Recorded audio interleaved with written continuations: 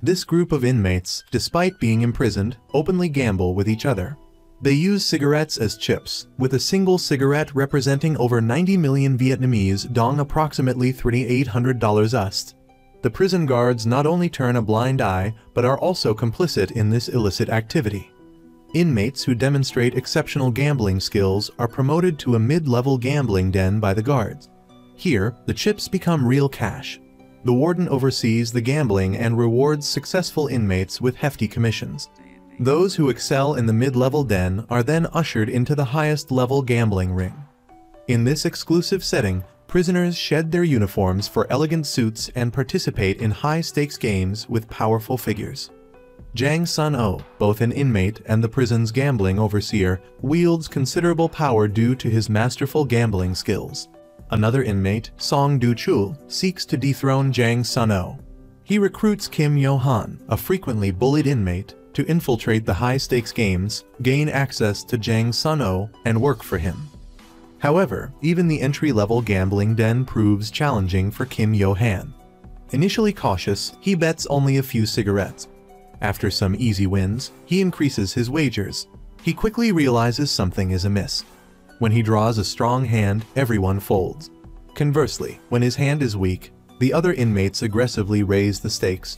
He loses the 4 cigarettes given to him by Song Du-chul, a loss equivalent to over 360 million dong, approximately $15,200 USD.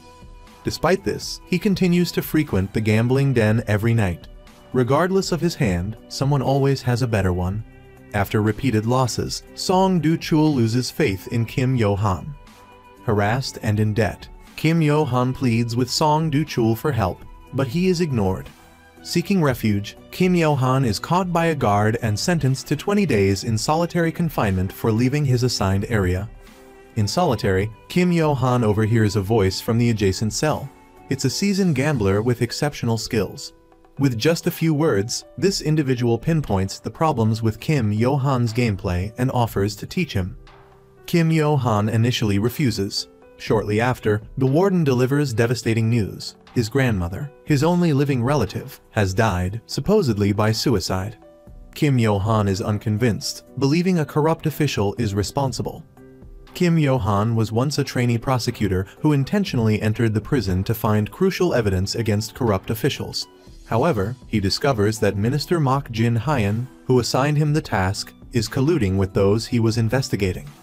Betrayed and now a genuine prisoner, Kim Yo-han seeks revenge. Returning to solitary, he implores the expert gambler in the next cell to teach him. He wants to use his newfound skills to make those who betrayed him pay. During his 20 days in confinement, Kim Yo-han practices relentlessly, using the walls of his cell to calculate the winning probabilities of the 169 starting hands in Texas Hold'em. His mysterious mentor is none other than the inmate in the adjacent cell. Kim Yo-han's intense focus on Texas Hold'em stems from the prison's nature as an underground casino. Exceptional performance in the gambling ring grants inmates privileges, even approaching those of the guards themselves. Having honed his skills, Kim Yo-han returned to the low-stakes gambling den with Song Du-chul's help, but this time with a different strategy. He consistently folded, regardless of his hand, a stark contrast to his previous behavior, leaving the other gamblers bewildered. He waited until he drew a straight flush to start betting, gradually enticing his opponent to raise the stakes. Finally, he pushed his opponent to wager everything. When both hands were revealed, Kim Yo-han emerged victorious, a resounding win that erased his previous humiliations. With his winnings, he sought out Kim Woo-sang, his relentless debt collector. The original debt of 9 million dong had ballooned to 72 million with interest, which Kim Yo-han paid in full. Unimpressed, Kim Woo-sang demanded cash. Instead of acquiescing, Kim Yo-han offered a pack of cigarettes. "This is for your hard work collecting the debt," he said. Speechless, Kim Woo-sang watched as Kim Yo-han produced another pack. "And this is compensation." Suddenly, several imposing figures appeared and swiftly subdued Kim Woo-sang's men. At a signal from Kim Yo-han, they delivered a brutal beating to Kim Woo-sang. Despite dominating the low-stakes den, Kim Yo-han remained stuck. No one promoted him to the mid-level games, much to Song Du-chul's impatience. He instructed Kim Yo-han to approach Jang Sun-oh in the infirmary. To provide a plausible reason for Kim Yo-han's presence there, Song Do-chul had his men restrain him while he personally broke Kim Yo-han's ankle. Upon meeting, Jang Sun-oh greeted him by striking his injured ankle with a wrench. After confirming the injury was genuine, Jang Sun-oh proposed a high-stakes gamble, a game of life and death. Each would draw a random card and stick it to their forehead without looking. They would then take turns guessing their own card. The first to guess correctly would win, while the loser would endure a powerful electric shock 10 times the normal intensity. During the game, Jang Sun-oh relentlessly questioned Kim Yo-han, punishing him instantly for any perceived lies. Despite the barrage of questions, Kim Yo-han refused to reveal that Song Do-chul had sent him. When Jang Sun-oh guessed Kim Yo-han's card as the Ace of Hearts with a knowing smile, Kim Yo-han deduced his card must indeed be the Ace of Hearts. But as he reached to reveal it, his sweaty palm betrayed him to Jang Sun-oh. Although brutally beaten by Jang Sun-oh, Kim Yo-han fought back fiercely. He eventually awoke from the beating to find Jang Sun-oh unconscious. Within the prison existed a special area known as the Ferry Building, where the warden housed VIP inmates. One of them, Soo-yeon, had been waiting for Kim Yo-han for over an hour. "I know everything about you," she said, handing him a business card. "I can help you achieve everything you desire." Unexpectedly, she proved remarkably resourceful, easily locating the mysterious gambling mentor. To Kim Yo-han's surprise, the mentor turned out to be one of Jang Sun-oh's underlings. The man preferred to remain anonymous, simply stating, "You can call me teacher." Impressed by Ryu Tae-hoon's skills, Kim Yo-han inquired about Lee Tae-gwang's whereabouts. Ryu Tae-hoon only knew he was in the infirmary, and that meeting him required Jang Sun-oh's approval. Kim Yo-han knew that given their prior conflict, Jang Sun-oh's assistance was unlikely. Fortunately, Ryu Tae-hoon devised a plan to get Kim Yo-han into the mid-level gambling den. The prerequisite was Kim Yo-han's winnings, of which Ryu Tae-hoon demanded a 40% cut. Kim Sung-bum, the head of prison security, could grant access to the mid-level den, and Ryu Tae-hoon, being his fellow countryman, could make the introduction.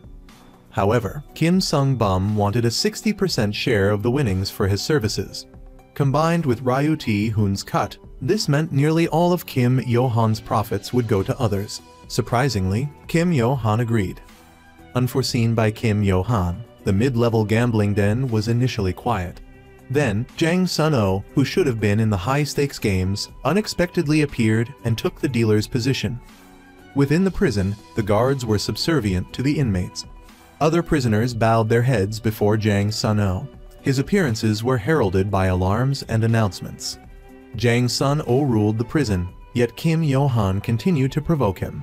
To his surprise, Jang Sun-oh, using chip colors and subtle hand movements, relayed signals to him, helping Kim Yo-han win big. This signaling method was taught to Kim Yo-han by Ryu Tae-hoon in solitary, but he was puzzled why Jang Sun-oh knew it, and why, given their animosity, he was helping him. Kim Yo-han soon learned the truth. Ryu Tae-hoon was also Jang Sun-oh's teacher, currently instructing him in performance techniques.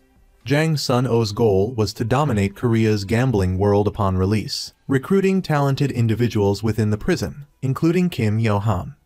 Ryu Tae-hoon had been sent by Jang Sun-oh to train Kim Yo-han. Their previous conflict was merely a test of Kim Yo-han's abilities. After bidding farewell to Song Do-chul, Kim Yo-han moved closer to Jang Sun-oh. Jang Sun-oh even presented him with a gift, Lee Tae-gwang, the witness he had been searching for, though now a changed man.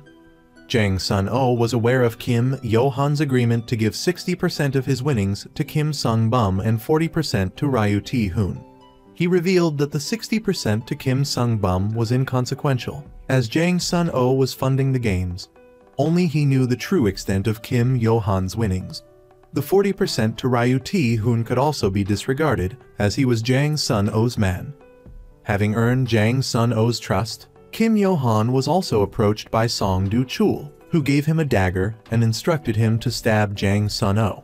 Song Do-chul lured Jang Sun-oh to a prison warehouse, then summoned a group of his underlings, each armed with a dagger. Kim Yo-han also pulled a dagger from his chest, but snapped it in half in front of everyone. Kim Yo-han voiced Song Do-chul's thoughts. Wasn't your original plan to eliminate him first, and then deal with me? It turned out Kim Yo-han's informant had discovered Song Du-chul's plan and alerted him. Kim Yo-han had also informed Jang Sun-oh beforehand. Jang Sun-oh's men were on their way, but their path was blocked by the sudden appearance of prison guards. The reason was Ryu Tae-hoon had overheard Jang Sun-oh unilaterally canceling his share of the profits. Resentful, Ryu Tae-hoon chose to work for Song Du-chul and bribed the guards to help him. Therefore, outnumbered, Kim Yo-han and Jang Sun-oh had to fight Song Du-chul's men. Fortunately, they had both wrapped themselves in plaster casts beforehand, otherwise they would have likely been killed. Song Du-chul grabbed Jang Sun-oh and shoved him against the wall. Just in the nick of time, Kim Sung-bum, from within the prison, rushed in to save them. As a precaution, Kim Yo-han had met with Kim Sung-bum and agreed to give him 90% of the profits from his gambling operation. This motivated Kim Sung-bum to intervene and subdue Song Du-chul's men. Jang Sun-oh and Kim Yo-han remained free. Jang Sun-oh ordered the guards to arrest Song Du-chul's men and hang them upside down in the warehouse. Song Du-chul was tied to a chair and repeatedly electrocuted. He then devised plausible causes of death for the others. Just then, a call from the warden interrupted everything. Someone from the ferry building demanded Jang Sun-oh not escalate the situation. Reluctantly, Jang Sun-oh complied. He referred to those living in the ferry building as Juma. He said, even though they coil in the mud, once they grasp the Dragon Ball, they will transform into dragons and soar into the sky. Song Du-chul was confined to solitary confinement. Scrawled on the cell wall were the words, "You will die here." The woman who had previously met Kim Yo-han at the ferry building reappeared. She said, "I've sent someone to investigate your grandmother's case." Kim Yo-han was still unsure why she was helping him. She explained, "You're doing all this for revenge. My target for revenge is also on your list. I hope you'll cooperate with me." For now, she only asked one thing of Kim Yo-han: become the ruler of this prison. A few days later, Oh Soo-yeon visited Kim Yo-han again, appearing slightly injured. Kim Yo-han had also just had a minor altercation with a fellow inmate. She gave him a video. In the video, a man was carrying his grandmother's body. The man was none other than Mok Jin-hyun, the one who had sent him to prison on his mission. Kim Yo-han used his connections to schedule a meeting with Mok Jin-hyun. He confronted him, "Why did you kill my grandmother?" Mok Jin-hyun appeared displeased. He stood up and said, "Don't forget, only I can get you out of here." As Mok Jin-hyun turned to leave, Kim Yo-han suddenly stood up. As a trainee prosecutor sent undercover to prison, Kim Yo-han couldn't believe Mok Jin-hyun was the one who killed his grandmother. He had even erased confidential records to conceal his involvement. Kim Yo-han pressed him, but Mok Jin-hyun denied everything. He said, "I will absolutely not abandon you." Kim Yo-han couldn't determine whether Mok Jin-hyun's words were true or false, but he knew that until he found the person who filmed the video. He still needed Mok Jin-hyun. He had to keep wearing his mask and continue playing his role perfectly. He discovered No Seung-hwan was embezzling his money and sowing discord. He wanted Kim Yo-han, while spending time with No Seung-hwan, to discreetly locate No Seung-hwan's bribery ledger. However, despite repeated searches, Kim Yo-han couldn't find the ledger and was discovered by No Seung-hwan, who then destroyed the evidence right in front of him. Today, the prison had a special visitor, Young-jun, one of Kim Yo-han's revenge targets. Young-jun also seemed to have a significant history with Jang Sun-oh. He deliberately had the warden call Jang Sun-oh over, only to taunt him with the insult, "Jang Sun-oh is a eunuch." It turned out that years ago, Young-jun had personally castrated Jang Sun-oh and imprisoned him. However, Jang Sun-oh lacked the power to retaliate and had to swallow his anger. As Young-jun left, Kim Yo-han nearly had a mishap. Young-jun suspected Kim Yo-han was concealing a weapon as he brushed past him. Fortunately, the search revealed nothing. Kim Yo-han had hidden a knife in his shoe. However, No Seung-hwan seemed to know something. He retrieved a recording device from Kim Yo-han's other shoe, but Jang Sun-oh discovered it was empty.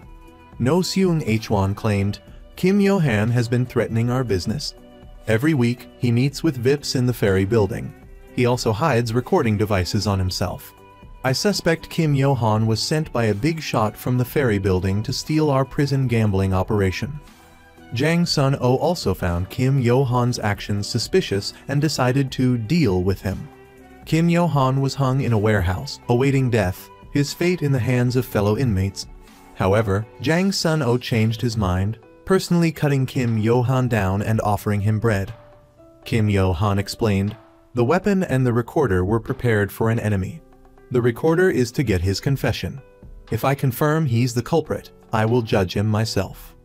Jang Sun-oh lost interest in further explanations. He and Young-jun agreed to a 2v2 gambling match. The losing side would be permanently banned from the prison's gambling den. The match was scheduled for a month later, and Kim Yo-han was chosen as his partner. As Jang Sun-oh escorted Kim Yo-han back to his cell, No Seung-hwan blocked their path. He said, "I still have things to confirm with Kim Yo-han." But Jang Sun-oh replied, "I've already confirmed everything. Don't worry about it." No Seung-hwan still refused to yield, clearly disrespecting Jang Sun-oh's authority. A guard told them to quiet down, but Jang Sun-oh walked over, smiled, and then snatched the guard's baton, striking No Seung-hwan directly. The surrounding underlings were stunned. Jang Sun-oh declared, "I won't hold you all responsible. But until my anger subsides, you're all forbidden from eating, drinking, or even using the bathroom."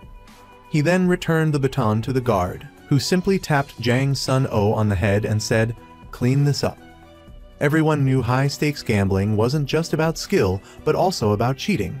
To win, Jang Sun-oh decided to personally teach Kim Yo-han his methods. 3 fundamental skills were required for cheating. The hand must be able to skillfully palm cards. When dealing, the right hand must be fast, drawing only 1 card at a time. The order of the dealt cards must be memorized instantly, along with the resulting hand. Kim Yo-han trained for days, but his dealing skills remained terrible. Meanwhile, Jang Sun-oh mastered it in just 2 hours. Jang Sun-oh explained, "My teacher back then was Young-jun. I was arrogant and thought I was invincible. After studying gambling techniques with him for a few years, I foolishly challenged him. I said, the loser has to leave the gambling world for a year. But I was still too weak.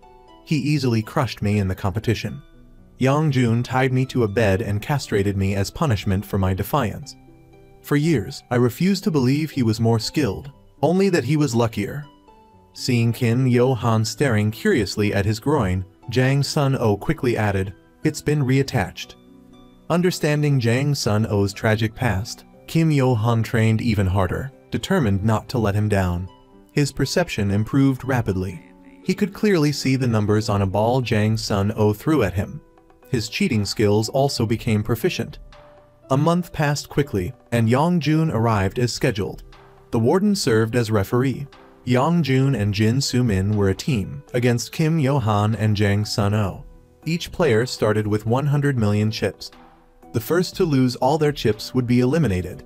The last one standing would win. As the first round began, Jang Sun-oh and Jin Soo-min both folded, leaving Kim Yo-han and Young-jun head-to-head. When the second card, an 8 of hearts, was dealt, Jang Sun-oh knew Kim Yo-han was bound to lose. However, he signaled with his chips for Kim Yo-han to stay in the hand and play aggressively, reminding him to act like a novice. "Just don't go all in, but keep calling." Kim Yo-han quickly lost the hand, and Jang Sun-oh winked at him, indicating he'd done well. The following game dragged on, with both sides playing until the next morning. Finally, it was Kim Yo-han's turn to deal. Jang Sun-oh signaled him to cheat, but Kim Yo-han suddenly became tense. His eyes darted around, his lips went dry, his pores tightened, and goosebumps appeared on his arms and neck. Due to his nervousness, his cheating technique was clumsy, and Young-jun immediately spotted his mistake, grabbing his arm and catching him red-handed. At that moment, Jang Sun-oh suddenly lunged forward and pinned Jin Soo-min down. He held a playing card to her eye, threatening her to unbutton her cuff.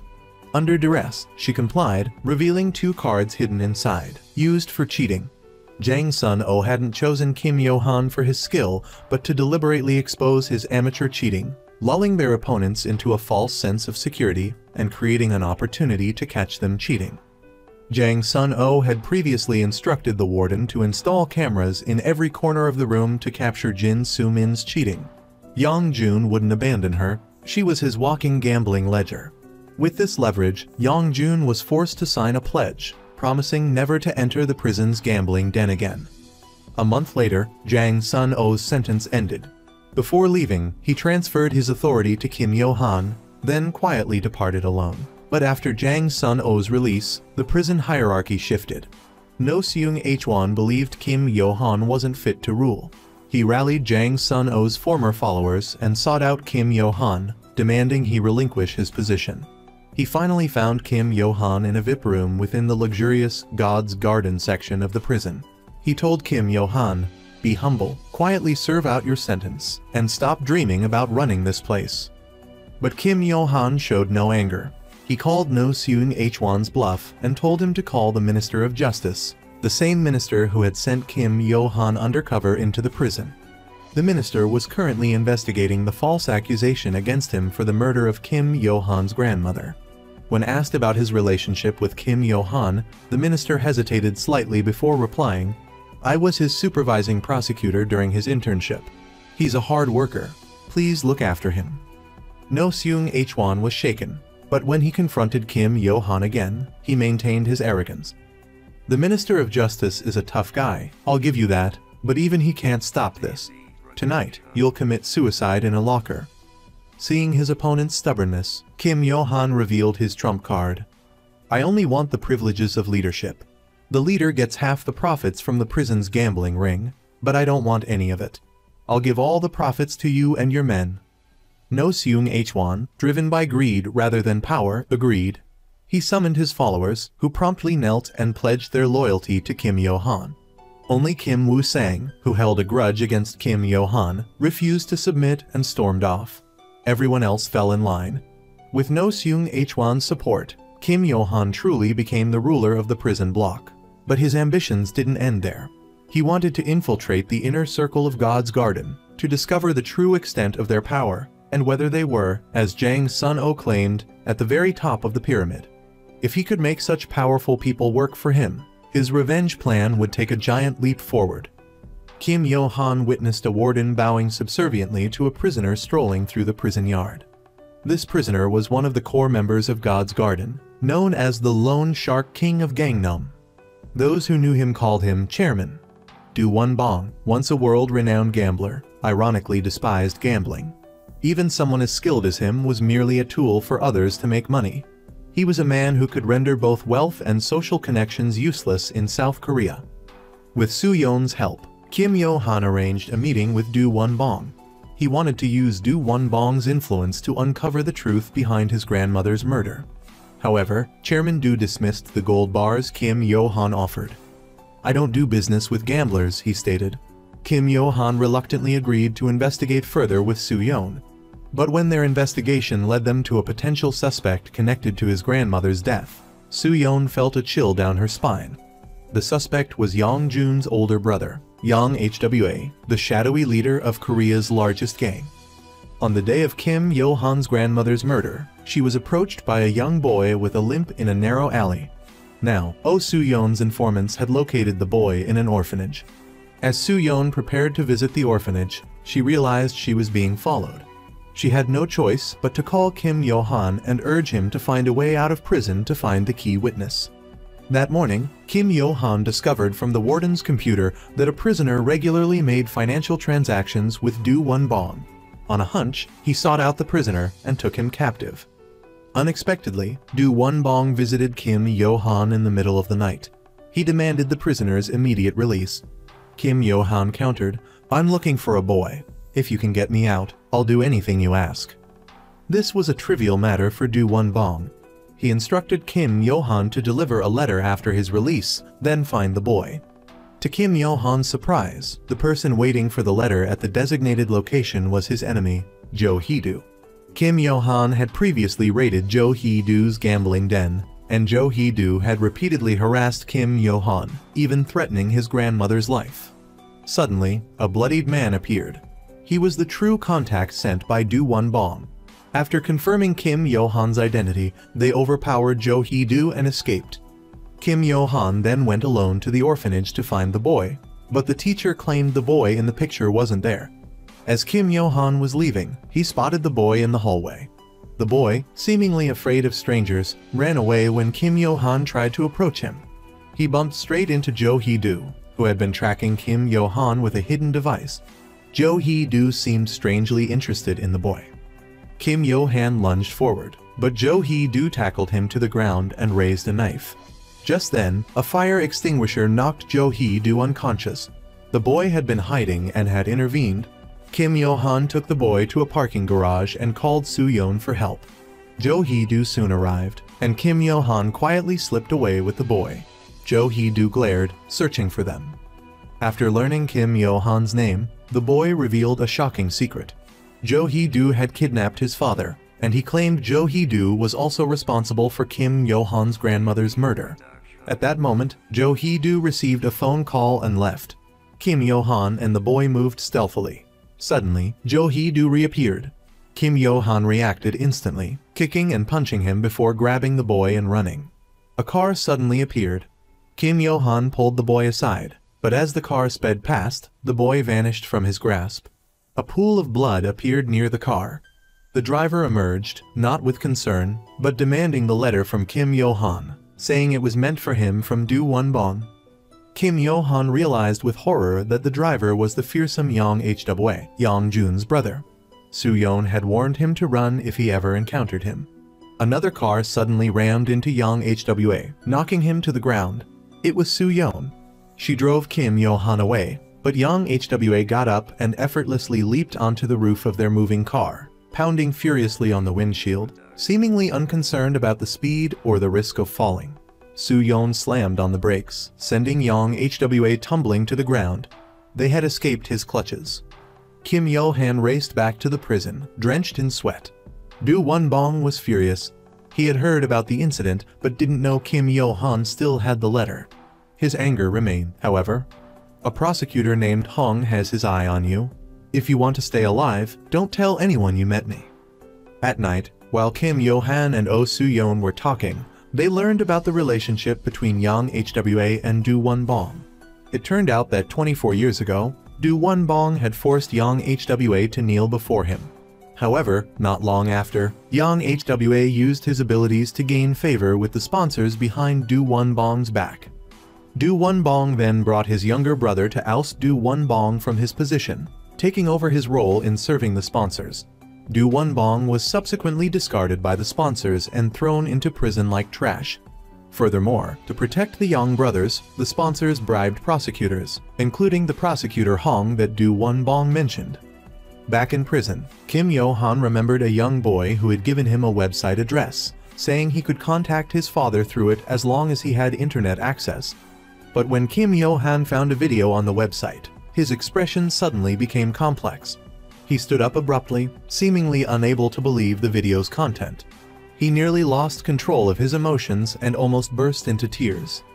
Meanwhile, Hong Yi-sun, determined to take down Kim Yo-han, decided to target the prison's underground gambling ring. He was gathering evidence, preparing to shut down the operation. He wanted to question some inmates but encountered difficulties.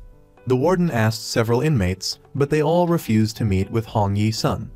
Finally, when the warden asked Kim Woo-sang, he agreed to a meeting. However, the warden then pulled a small knife from Kim Woo-sang's belongings, claiming he had been caught with a dangerous weapon, and had him thrown into solitary confinement. All of this had been orchestrated by Kim Yo-han, demonstrating that his influence within the prison was no longer ordinary. Upon learning this, Hong Yi-sun became increasingly frustrated. At this point, a letter from the prison broke the stalemate. The letter requested a meeting with Prosecutor Hong in a corner of the prison. The sender was none other than Ryu Tae-hoon, Jang Sun-oh's former follower. Ryu Tae-hoon had turned against Jang Sun-oh for favoring Kim Yo-han and now harbored animosity towards Kim Yo-han himself, determined to ruin his life. At 3 a.m., the prison's underground gambling ring was in full swing. Outside the prison gates, an uninvited guest arrived, Hong Yi-sun. Tipped off by Ryu Tae-hoon, he led a raid on the prison. When the gamblers realized a prosecutor was there, chaos erupted. The guards began clearing away the gambling paraphernalia. throwing it into a nearby fire pit. By the time Hong Yi-sun and his men arrived, the room was empty. When he reached Kim Yo-han's cell, he found him lying in bed, feigning ignorance, which left Hong Yi-sun speechless. The next day, Hong Yi-sun returned to the prison and summoned Du Won-bong. Upon seeing each other, Hong Yi-sun demanded the letter, but Du Won-bong just laughed and said, "Before you continue talking to me, go back and give my regards to your father." This was clearly a veiled threat. Unfazed, Hong Yi-sun ordered Kim Yo-han brought in. He then told Kim Yo-han, "If you give me the letter, I'll tell you who really killed your grandmother." But Kim Yo-han wasn't fooled. He knew that the murder of his grandmother wasn't the work of just one person. There were others pulling the strings. Kim Yo-han replied, "I don't know what letter you're talking about." Furious, Hong Yi-sun made a call to a powerful figure, saying, "I'll need your help with this." So, the next day, the prison underwent a complete overhaul. All the previous guards were arrested, even the warden. This also stripped Kim Yo-han of his previous power base. The new warden had him transferred to the cell he'd occupied upon his initial arrival, where several imposing figures were waiting for him, led by Song Du-chul, who, surprisingly, hadn't been in solitary confinement. Song Du-chul ordered his men to give Kim Yo-han a proper welcome. But they didn't realize that Kim Yo-han was no longer the naive lamb he once was. He effortlessly dispatched the underlings with a fraction of his strength, sending them sprawling with teeth scattered across the floor. However, while Kim Yo-han was distracted, Song Du-chul seized him by the throat. Seeing this, one of the fallen men lunged at Kim Yo-han with a small knife. In a split second, life or death decision, Kim Yo-han swiftly turned, using Song Du-chul's body as a shield against the blade. Song Du-chul met his end. The new warden then prepared to transfer Kim Yo-han to a maximum security prison for murder. Kim Yo-han refused, claiming he wanted to see his lawyer, even though he didn't have one. His real intention was to meet with Du Won-bong. Yo-han pleaded with Du Won-bong to stop Hong Yi-sun, but Du Won-bong replied, "If you want my help, you must become mine, obey only me, and look only to me. Then, I will help you destroy Prosecutor Hong." Kim Yo-han asked, "What must I do?" Du Won-bong calmly replied, "The blood spilled after leaving prison is difficult to wash away. It's best used as ink for a seal." Kim Yo-han scoffed and left. Back in his cell, a splitting headache gripped Kim Yo-han as his face contorted in anguish. He remembered the video on the website. The video showed a figure in black. When the mask came off, it revealed his close friend, Jang Sun-oh. The person who killed his grandmother had also worn a black outfit and mask. The realization was devastating. His trusted friend had betrayed him. As Kim Yo-han recovered from the shock, a single thought consumed him: revenge. The video replayed in his mind, a figure in black appearing before his grandmother, silently suffocating her until she collapsed. The figure, Jang Sun-oh, then dragged her body into a car, stuffed paper into her mouth, and further smothered her before throwing her body off a bridge. Now, knowing the truth, the grandson knelt before Du Won-bong, begging to become his man. Only then could he embark on his path of vengeance. Du Won-bong's first assignment for him was shockingly brutal. He ordered him to kill someone, the father of the child who had given him the video of the elderly woman's murder. Why did Kim Yo-han agree without hesitation? Just recently, Du Won-bong was riding high. Now he's groveling like a dog. He's reporting to a truly powerful figure within the Chinmun building, begging them to release Kim Yo-han from prison. By this point, Kim Yo-han suspects that Du Won-bong was the one who ordered Jang Sun-oh to kill his grandmother, because when his grandmother died, Jang Sun-oh was still in prison. Back then, without Du Won-bong's approval, Jang Sun-oh couldn't have acted. But why did Du Won-bong target him? Therefore, Kim Yo-han needs to get close to him to uncover the truth. That's why he deliberately attracted Hong Jun's attention, intentionally leaking information to him through Ryu Ti-hoon. This led to a shakeup in the prison, preventing Du Won-bong from sending anyone outside to do his bidding. In the end, Du Won-bong had no choice but to choose him. But Du Won-bong is just the beginning of Kim Yo-han's revenge. He will drag everyone into his gamble. What about the prosecutor who originally sent Kim Yo-han to prison as a mole? He's now kneeling before the corrupt chief prosecutor Yoon Byung-wook, begging for forgiveness. He even promises to eliminate Kim Yo-han for him. Kim Yo-han returns to society. Oh Soo-yeon is there to meet him. She reveals her vendetta against Yoon Byung-wook to Kim Yo-han. 20 years ago, Yoon Byung-wook pinned the blame for a world-shaking investment fraud case on my mother. Then, he murdered her, staging the scene to look like a suicide out of guilt. Not only that, but he took me, a mere 16-year-old at the time, to a place I should never have been. For years, I, a young girl, had to endure things I shouldn't have had to. Late at night, Kim Yo-han captures Woo Sang-kai. He's digging a grave, preparing to bury Woo Sang-kai alive. The lawyer sent by Do Won-bong is watching him on a monitor. They work together to throw Woo Sang-kai into the pit. Afterward, Gu Bon-cheol gives him a knife and a 15-minute deadline to kill Woo Sang-kai. To avoid putting pressure on Kim Yo-han, he decides to leave temporarily. Kim Yo-han watches Woo Sang-kai desperately begging for his life. His face is a mask of cold indifference. The moment he raises the knife, the director switches the camera to a shot of him pouring gasoline into the pit. The next day, Do Won-bong sees the news of Woo Sang-kai's death on the news. When the Yang brothers hear about Woo Sang-kai's death, their faces turn grim. Woo Sang-kai was their money laundering expert. Without him, they have no way to launder money for their clients. Do Won-bong seizes this opportunity. He decides to send Kim Yo-han to a place called the Goldman Casino, he says. That place used to be my territory, but due to unforeseen circumstances, it fell into the hands of the Yang brothers. This time, I'm going to take it back. You go there and play. I'll tell you when to win and when to lose. As Kim Yo-han and Gu Bon-cheol leave, their relationship seems to have improved. Kim Yo-han goes to a room to meet Oh Soo-yeon.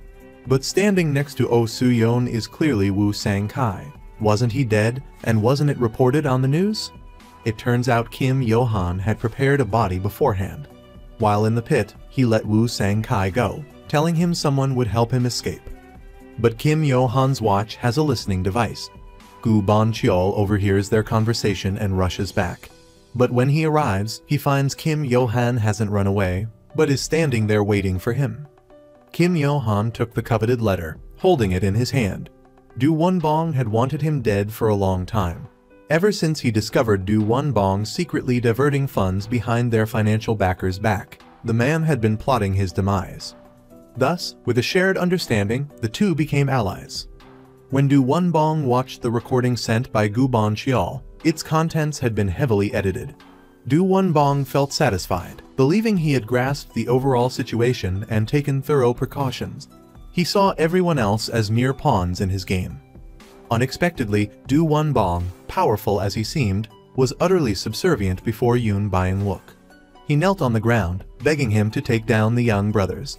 He even promised to seize the Yang's cosmetics company and offer it to them. Clearly, the two men were swayed.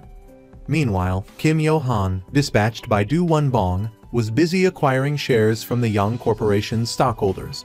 Once he owned 51% or more, he could swallow the entire corporation whole. Yang Jun, completely oblivious, was busy preparing for his company's IPO. Oh Soo-yeon had always been the object of Yang Jun's affections. After discovering she was helping Kim Yo-han, he decided to kill him. He bribed Kim Woo-sang and set a trap. The moment Kim Yo-han was released from prison, Yang Jun put his plan into motion. He had Kim Woo-sang deliberately leak information to No Seung-hwang, implying that Kim Yo-han was now cozying up to a powerful figure, only concerned with his own comfort and abandoning his former comrades. He successfully ignited a conflict between the two men. But when No Seung-hwang was released from prison, Yang Jun approached him. A wad of cash was all it took for No Seung-hwang to betray Kim Yo-han, revealing his recent whereabouts. Kim Sung-bum successfully located Kim Yo-han. He delivered an invitation, congratulating him on the company's upcoming IPO. Yang Jun was hosting the nation's largest gambling event.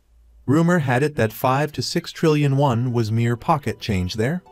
This invitation was precisely what Kim Yo-han had been waiting for, as Yang Jun's casino was the Goldman Casino Do Won-bong had mentioned. Kim Yo-han shared the good news with Do Won-bong. Do Won-bong's subsequent words confirmed his suspicions. Jang Sun-oh was working for Do Won-bong.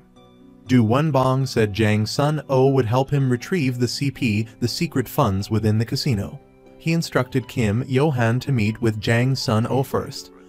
At this point, Kim Yo-han was deeply conflicted.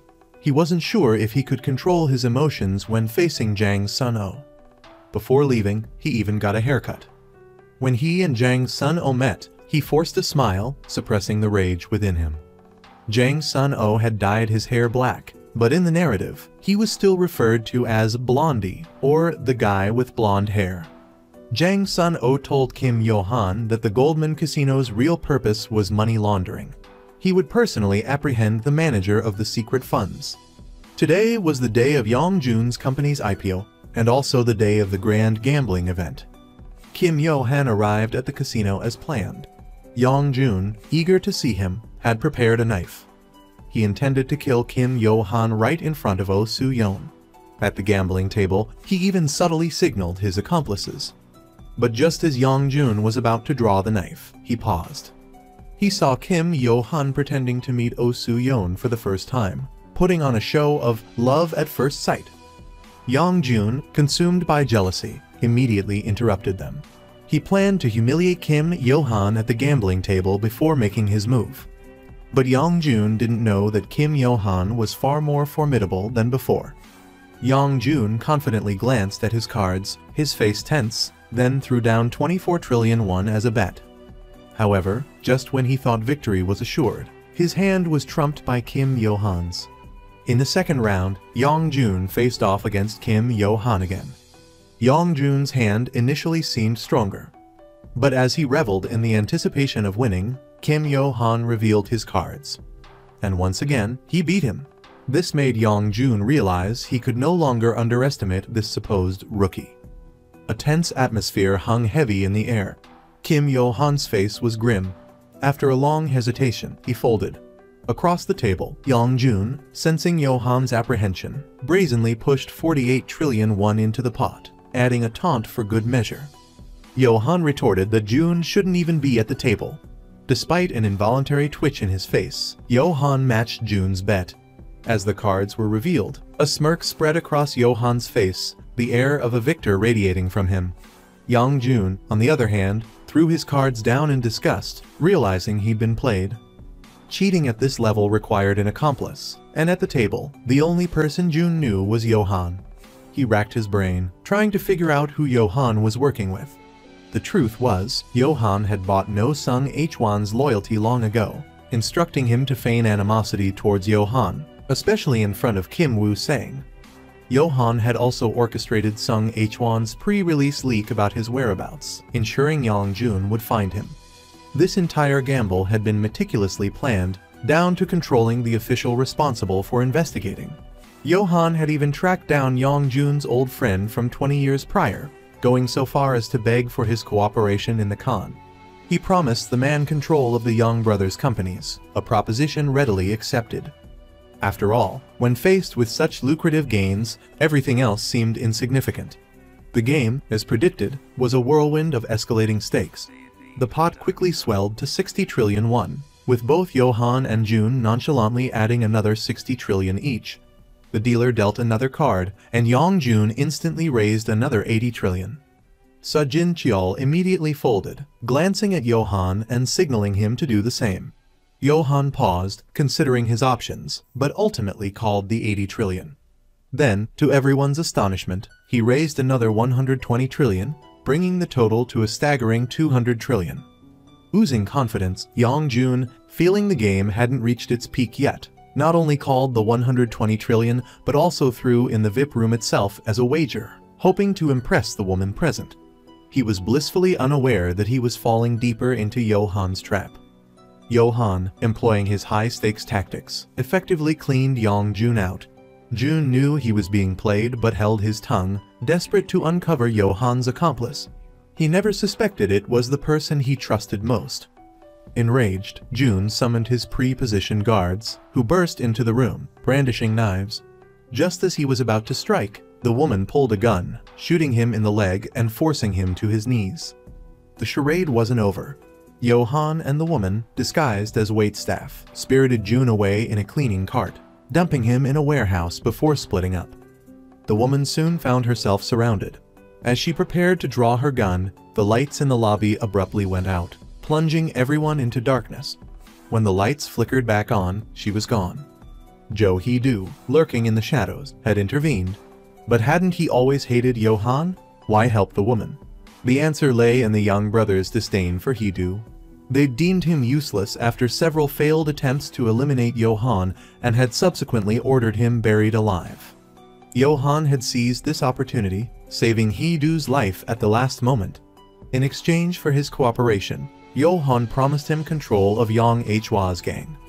Meanwhile, No Seung Hwan and Jang Sun-oh arrived at the parking garage, intending to make an arrest.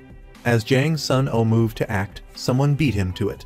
By the time he returned to his car to give chase, No Seung Hwan had already driven off. The person who had taken Jin Min was the minister. Publicly aligned with Yoon Byung-wook, he had secretly been working with Kim Yo-han all along. Yang Jun was found by his underlings. He was reviewing the footage of Jin Min's abduction and had put a bounty on Kim Yo-han, Oh Soo-yeon, and Jang Sun-oh. Anyone who captured one of them would receive 2 trillion won. Meanwhile, Yang Hwa received news of Jin Soo-min's capture. While using the restroom and talking to his men on the phone, Kim Yo-han suddenly appeared beside him as he was washing his hands. Kim Yo-han asked him if the boy he intentionally hit with his car the other day had come looking for him. Yang Hwa dismissively replied that the boy hadn't shown up. Kim Yo-han pulled out a pair of black gloves and, without another word, attacked him. As a gang leader, Yang Hwa was a stronger fighter and quickly overpowered Kim Yo-han, pinning him against the wall. However, Kim Yo-han had anticipated this and had a powerful fast-acting paralytic agent in his pocket. Even a small dose would immobilize someone while keeping them conscious. Woo Sang-kai had mentioned that even with the password to the secret account, they would still need either Yang Hwa or Soo-min's cornea to access it. Kim Yo-han knew it wouldn't be easy to obtain either, but if he had to choose one to injure, it would be Yang Hwa. He successfully logged into the account containing 6 quadrillion won and told Yang Hwa he would transfer the money to the account of the boy he killed. As Kim Yo-han initiated the transfer, Yang Hwa, leaning on the sink, managed to stand. But when shown the successful transaction, he fainted from rage. Elsewhere, Jang Sun-oh ran from the parking garage and found No Seung Hwan. However, Seung Hwan covered his mouth and ran to his car, leaving Jang Sun-oh to be caught by patrolling police, who recognized him as the man with a bounty on his head. Kim Yo-han was also in trouble, being chased through the streets. He narrowly escaped by jumping into a taxi, but the driver, Hong Jae-hoon, locked the doors. Jae-hoon, who had been investigating Kim Yo-han, handcuffed him. The police brought Jang Sun-oh to Yang Jun, who paid them off to leave. Yang Hwa then confronted Jang Sun-oh, demanding to know Jin Soo-min's whereabouts. When Jang Sun-oh claimed ignorance, Yang Hwa suffocated him with a wet cloth until he passed out, then revived him with smelling salts. He repeated his question about Soo-min, but Jang Sun-oh genuinely didn't know, leading to another round of suffocation. Meanwhile, Hong Jae-hoon released Kim Yo-han, revealing himself to be working for Yoon Byung-wook, who had decided to help Chairman Do deal with the Yang brothers. Once safe, Kim Yo-han found Oh Soo-yeon and mocked Jin Hyun, urging Jin Hyun to find a place to release Jin Soo-min. Jin Hyun, confused about releasing the boy before obtaining the secret funds, questioned him. Kim Yo-han, wary of Jin Hyun, lied, claiming Soo-min was too smart and keeping him posed a risk of exposure. Kim Yo-han then called Yang Hwa, offering to return the 6 quadrillion won in exchange for Jang Sun-oh's release. He met them alone, showing them the account balance and threatening to donate the entire sum if they tried anything. Yang Hwa, disbelieving his threat, remained uncooperative. Kim Yo-han then called out to Jang Sun-oh, ordering him to come over. As Jang Sun-oh took a few steps, Yang Hwa threw a throwing knife, injuring him. Seeing this, Kim Yo-han turned to leave. Finally, Yang Hwa relented and agreed to release them. Kim Yo-han helped Jang Sun-oh into the car and, before leaving, tossed his phone out. Yang Hwa's men retrieved it, and Yang Hwa ordered them to bring him Kim Yo-han's eyes, stating that now they needed his corneas. Kim Yo-han had arrived at a safe location. He pulled Jang Sun-oh out of the car and shoved him into the trunk. Meanwhile, Yang HWA was devastated when he saw his bank account balance reduced to zero. It turned out Kim Yo-han had arranged for someone at the bank to manipulate the funds. A click of a mouse, and the money was gone.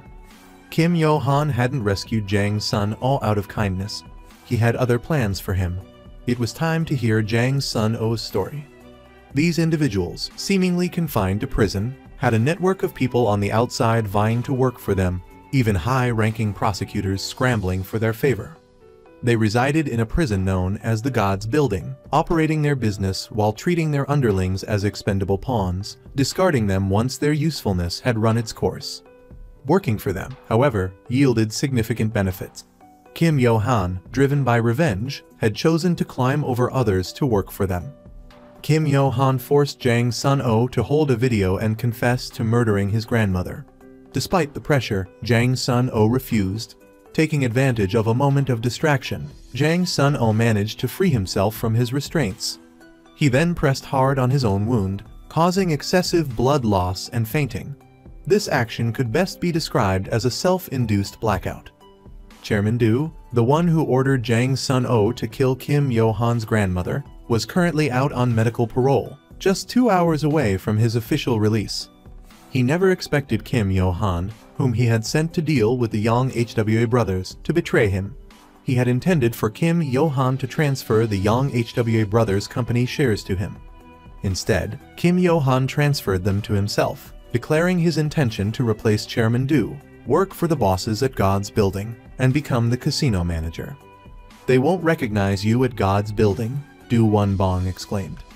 Unbeknownst to him, 4 hours earlier, through a lawyer's introduction, Kim Yo-han had already secured the backing of the God's Building's top brass. Now, he simply relayed their message to Du Won-bong: "You're fired." Shortly after, Jang Sun-oh found himself tied up in a desolate, remote location.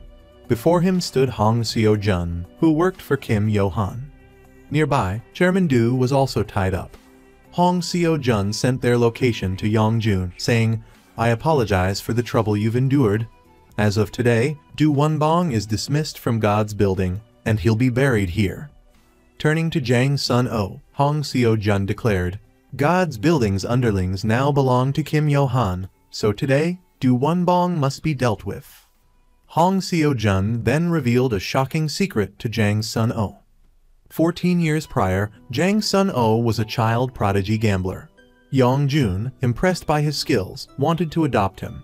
However, his father demanded an exorbitant price. In the end, Yong-jun murdered Jang Sun-oh's father, telling the boy that his father had abandoned him. People seek solace when they feel alone. At the time, Yong-jun still worked for Du Won-bong. Everything had been orchestrated by Du Won-bong. Hong Seo-jun handed Jang Sun-oh a scalpel, urging him to kill Du Won-bong himself. Panicked, Du Won-bong pleaded, "Don't believe Hong Seo-jun, it's all a misunderstanding." However, when Jang Sun-oh mentioned why Du Won-bong had ordered him to kill Kim Yo-han's grandmother, Du Won-bong fell silent, unable to deny the truth. When Kim Yo-han first went to prison, Du Won-bong had wanted to recruit him.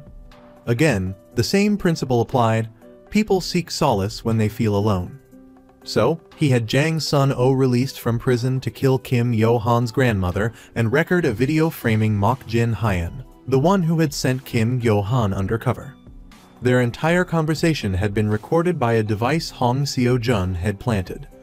But just as Jang Sun-oh was about to act, he collapsed unconscious. Seeing this, Du Won-bong frantically struggled. Unexpectedly, Yong-jun appeared.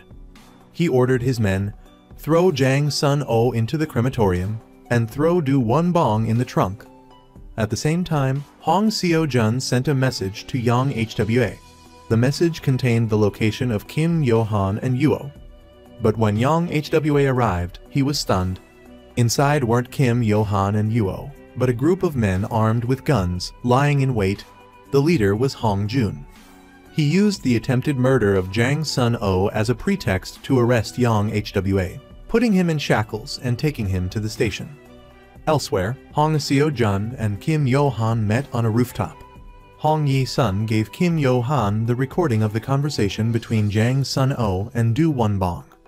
After learning the truth, he was shocked that Du Wonbong could do something so cruel. Angrily, he kicked the railing, venting his inner rage.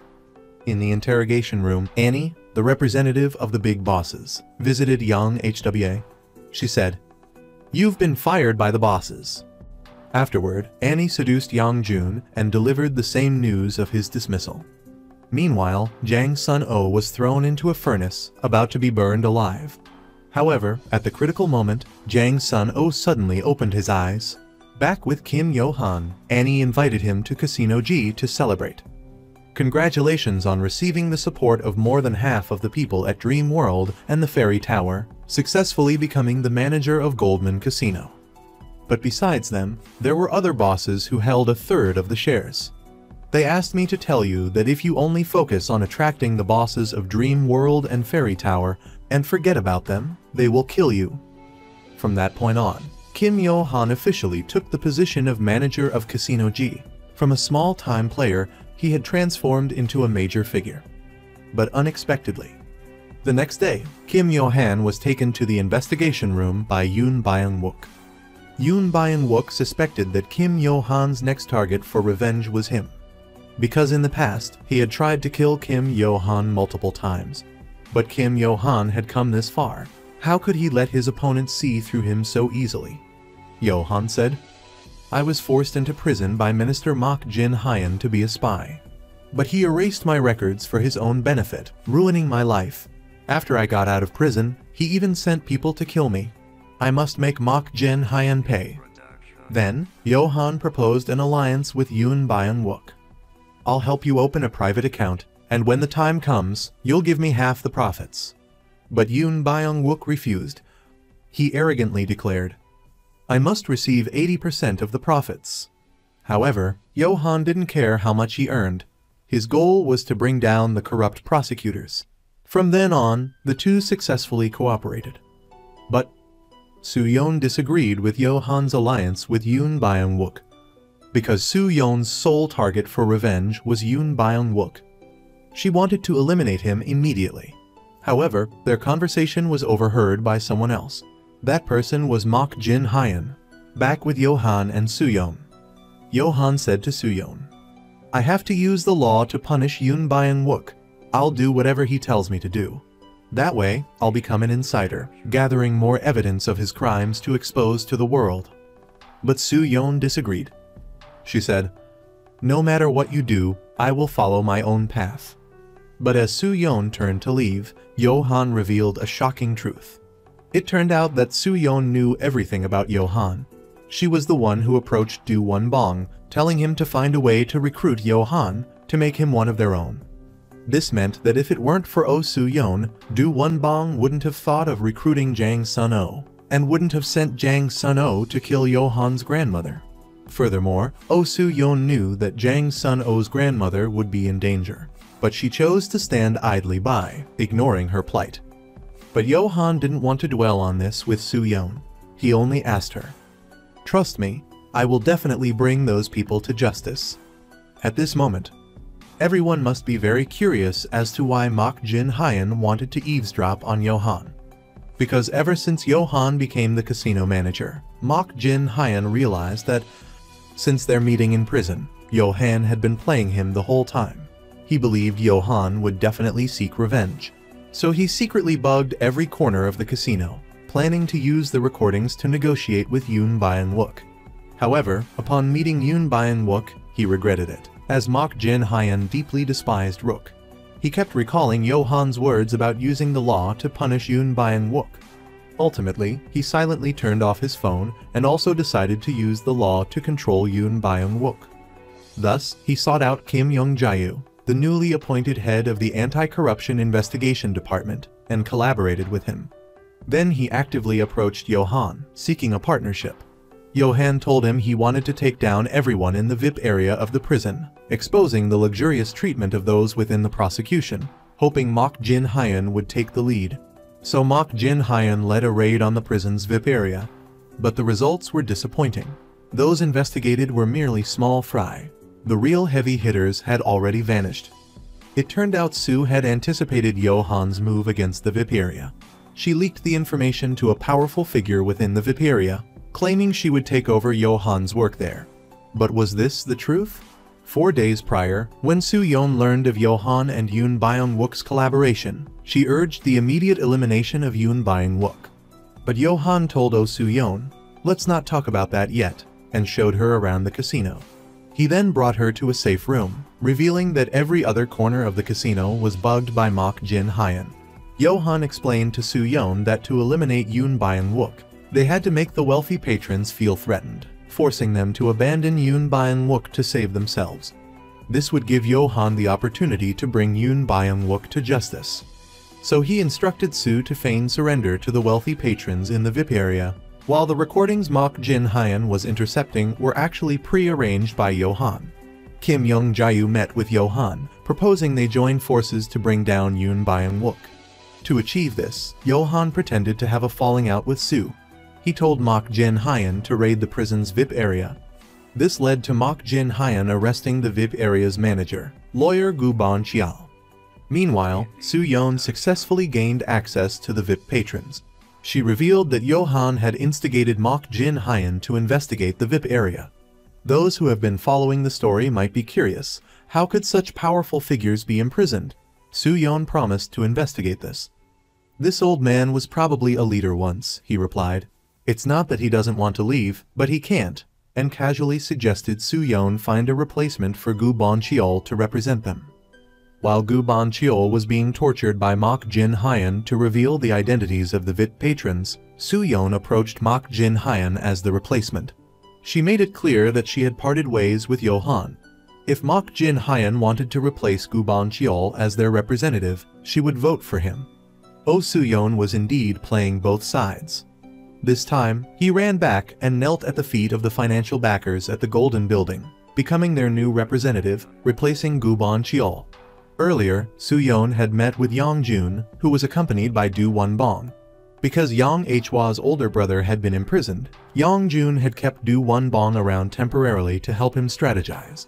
Soo-yeon proposed an alliance with Yang Jun, mentioning that Johan was still unaware of her betrayal and outlining a plan to deal with him. First, they would have Johan eliminate Yoon Byung-wook for them, and then use that as an excuse to eliminate Johan himself. However, Do Won-bong's expression grew serious upon hearing this. On the way back, he urged Yang Jun to quickly get Yang Hwa out of prison, saying that it would be crucial to the overall situation. Whether your brother is here or not will make a huge difference. So the next day, Yang Jun visited Yang Hwa, who was being escorted.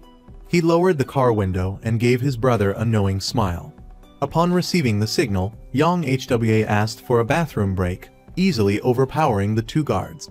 He then rejoined his younger brother, Yang Jun. Unbeknownst to them, everything was going according to Johan and Soo-yeon's plan.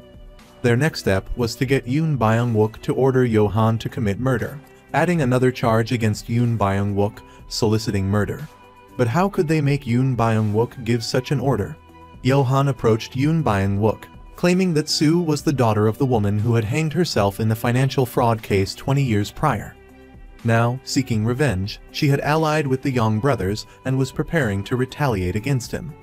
However, Johan's words alone wouldn't be enough to convince Yoon Byung-wook to order a hit.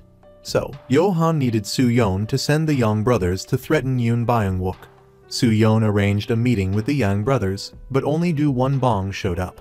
Soo-yeon explained that she had learned of Johan's plan, but Do Won-bong simply listened briefly before texting Yang Jun, claiming that Soo-yeon and Johan were working together.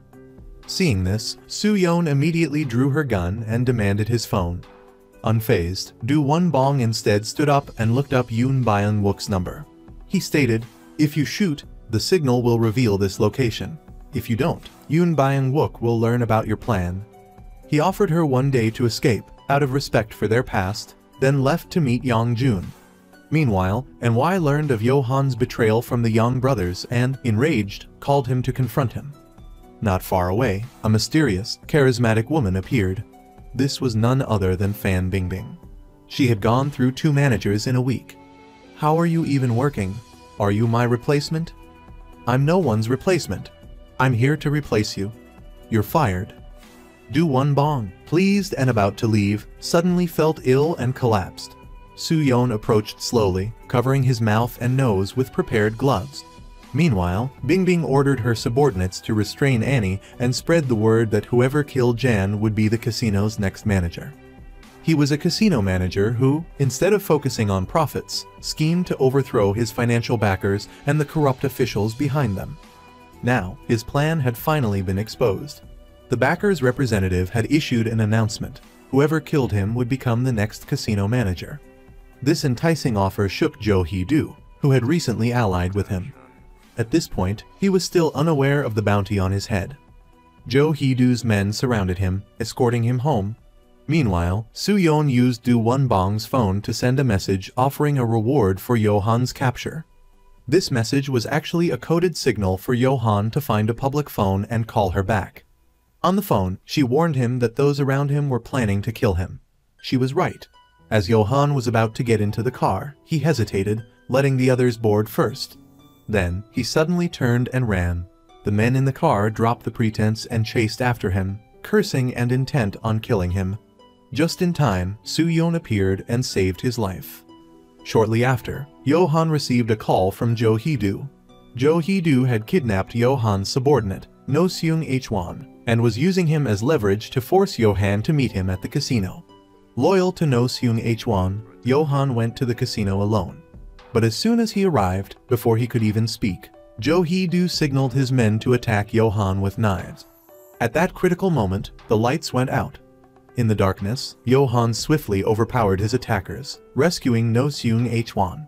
It turned out the Jang cousins had arrived at the casino to save Yohan, and Kim Woo-sang had tripped the circuit breaker. Yang Hwa then arrived with his men, engaging Jo Hee-do's forces in a violent clash. Yang Jun took Kim Woo-sang to find Yohan first. However, Yang Jun was completely unaware that his subordinate, Kim Woo-sang, was actually working for Jo Hee-do. Kim Woo-sang suddenly turned on Yang Jun, stabbing him. In the nick of time, Yohan saved Yang Jun from Kim Woo-sang. Protecting Yang Jun was crucial for Yohan to make a deal with Yang Hwa. As Yohan struggled with Jo Hee-do, Kim Woo-sang again attacked Yang Jun with a knife. No Seung-hwan jumped in front of Yang Jun, taking the fatal blow. No Seung-hwan, recently diagnosed with a terminal illness, wanted to do one last thing for Yohan before he died. He knew that by protecting Yang Jun, he would give Yohan a chance to survive. Just then, Yang Hwa finally arrived, wielding an axe and attacking Kim Woo-sang's men with a furious barrage of blows. Terrified, Jo Hee-do fled for his life, rushing into an elevator. Highly alert and expecting an ambush, he stabbed the person who was waiting as the doors opened. To his horror, it was Hong Yi-sun. Realizing his mistake, Jo Hee-do knew he couldn't leave a witness, so he finished him off. Thus, Hong Yi-sun died in a ridiculously absurd manner. Before dying, No Seung-hwan gave Yohan a mysterious USB drive and entrusted his daughter to Yohan's care. Yang Hwa received a warning that the police were coming and urged them to leave. Yohan proposed that Yang Hwa hold off the police while he rescued Yang Hwa's brother. The next day, the news reported a gang war at Casino G. Yohan was identified as a key figure, and a warrant was issued for his arrest. Hong Yi-sun's death in the incident raised eyebrows, given his powerful connections. His father, known as Yi, was a prosecutor of the same rank as Yoon Byung-wook. It was unknown why Hong Yi-sun had betrayed Yoon Byung-wook, secretly gathering prosecutors and instructing them to investigate Yoon Byung-wook's handling of Yohan's case. Many prosecutors were reluctant to touch this hot potato, but one young, idealistic prosecutor, backed by powerful figures, stepped forward to take the case. Yohan had secretly contacted him beforehand and even reported Yoon Byung-wook to him. He had also been quietly investigating Yoon Byung-wook. Yoon Byung-wook then proactively sought out the righteous prosecutor Woo Yi, asking him to add Soo-yeon to the arrest list. He readily agreed. That night, Soo-yeon, just like Yohan, appeared on television. Seeing this, Soo-yeon wasn't the least bit frightened. On the contrary, the next day, she actively sought out Byung-wook and pointed a gun at him. Meanwhile, Yohan had made a major breakthrough. Yang Jun, believing his own end was near, revealed a shocking secret. He confessed to constantly searching through Lee Tae-guang's video. Inside wasn't just evidence of Yang Jun's gambling, but Yoon Byung-wook was also in the video. This video would be crucial to taking down Yoon Byung-wook. At the same time, Soo-yeon, gun in hand, was closing in on Byung-wook. Seeing her about to pull the trigger, Byung-wook trembled in fear. Just in the nick of time, a hand stopped the gun. It was none other than Johan.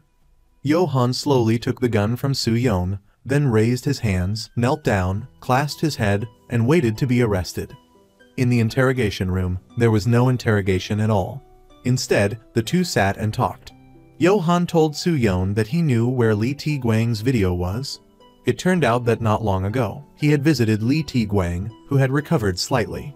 Lee Tae-guang wrote down an address and gave it to him. Johan told Soo-yeon to go to that address and retrieve the USB drive from a box. Not long after, in the office of the Central Investigation Bureau, Yoon Byung-wook received a court summons for incitement to murder. Byung-wook was invited to a casino. Upon entering, he was somewhat surprised to see who was inside. He initially thought the other party wanted to reconcile, but the situation seemed different. Indeed, it was. Johan said to Yoon Byung-wook, "You've always used the law to harm others, committing crimes of self-enrichment. Today, I'm here to judge you on behalf of everyone." It was a video exposing the malicious dealings of South Korean keyballs. In their mouths, hundreds of billions were just a small number. And once this video went public, it would shatter the public's perception of the Korean keyballs.